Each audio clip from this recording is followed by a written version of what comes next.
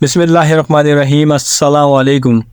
آج کی اس ویڈیو میں آپ کو 5ویں روزے میں ہر نماز کے بعد پڑھنے کے وظائف، فضیلت اور دعائیں بتاؤں گا، اور اپنی آنے والی ہر نئی ویڈیو میں آپ کو آنے والے تمام روزوں میں نماز کے بعد پڑھنے کے وظائف انشاءاللہ بتاتا رہوں گا۔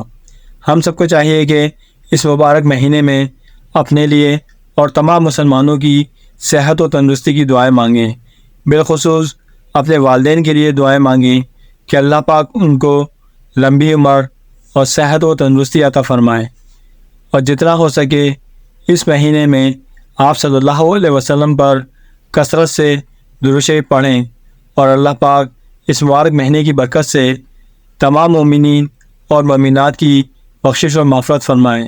ایک مرتبہ نبی کریم صلی اللہ علیہ وسلم نے ارشاد فرمایا کہ ممبر کے قریب ہو جاؤ۔ ہم لوگ حاضر ہو گئے۔ جب حضور صلی اللہ علیہ وسلم نے ممبر کے پہلے درجے پر قدم مبارک رکھا تو فرمایا آمین۔ جب دوسرے پر قدم رکھا تو پھر فرمایا آمین۔ جب تیسرے پر قدم رکھا تو پھر فرمایا آمین۔ جب آپ خطبے سے فارغ ہو کر نیچے اترے تو ہم نے عرض کیا کہ ہم نے آج آپ سے ممبر پر چڑھتے ہوئے ایسی بات سنی جو پہلے کبھی نہیں سنی تھی۔ آپ نے ارشاد فرمایا کہ اس وقت جبرائیل علیہ السلام میرے سامنے آئے تھے۔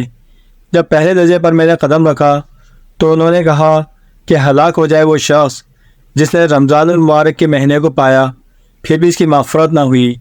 میں نے کہا آمین۔ پھر جب میں دوسرے درجے پر چڑھا تو انہوں نے کہا کہ ہلاک ہو جائے وہ شخص جس کے سامنے آپ کا ذکر مبارک ہو اور وہ درود نہ بھیجے۔ میں نے کہا آمین۔ جب میں تیسرے درجے پر چڑھا تو انہوں نے کہا ہلاک ہو جائے وہ شخص جس کے سامنے اس کے والدین یا ان میں سے کوئی ایک بڑھاپے کو پائے اور اس کو وہ جنت میں داخل نہ کرائیں۔ میں نے کہا آمین۔ فائدہ: اس حدیث میں حضرت جبرائیل علیہ السلام نے 3 بددعائیں دی ہیں، اور حضور اقدس صلی اللہ علیہ وسلم نے ان تینوں پر آمین فرمائی۔ اول تو حضرت جبرائیل علیہ السلام جیسے مقرب فرشتے کی بددعا ہی کیا کم تھی، اور پھر حضور اقدس صلی اللہ علیہ وسلم کی آمین نے تو جتنی سخت بددعا بنا دی وہ ظاہر ہے۔ اللہ ہی اپنے فضل سے ہم لوگوں کو ان تینوں چیزوں سے بچنے کی توفیق عطا فرمائے۔ اب میں آپ کو 5ویں روزے میں ہر نماز کے بعد پڑھنے کے کچھ خاص وظائف بتاؤں گا۔ انشاءاللہ ان کے پڑھنے سے آپ کی زندگی کی تمام پریشانیاں ختم ہو جائیں گی اور آپ کی ہر دعا قبول ہوگی۔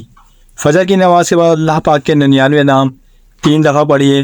ظہر کی نماز کے بعد دعائے کرب و غم 17 دفعہ پڑھیے۔ وہ دعا یہ ہے: عصر کی نماز کے بعد سورہ ملک 2 دفعہ پڑھیے۔ مغرب کی نماز کے بعد دعائے مغفرت 200 مرتبہ پڑھیے۔ دعائے مغفرت یہ ہے: اور عشاء کی نماز کے بعد صلاۃ و تسبیح 4 رکعت نفل نماز 1 مرتبہ پڑھیں۔ صلاۃ و تسبیح پڑھنے کا طریقہ یہ ہے: اللہ پاک مجھے بھی اور آپ کو بھی ان سارے اعمال پر عمل کرنے کی توفیق عطا فرمائے، آمین۔ اگر آپ کو یہ میری ویڈیو پسند آئی ہو تو میرے اس چینل اسلامک ایمبیشن کو سبسکرائب کیجیے گا اور اسے دوسروں کو بھی شیئر کیجیے گا۔ Thanks for watching. اللہ حافظ۔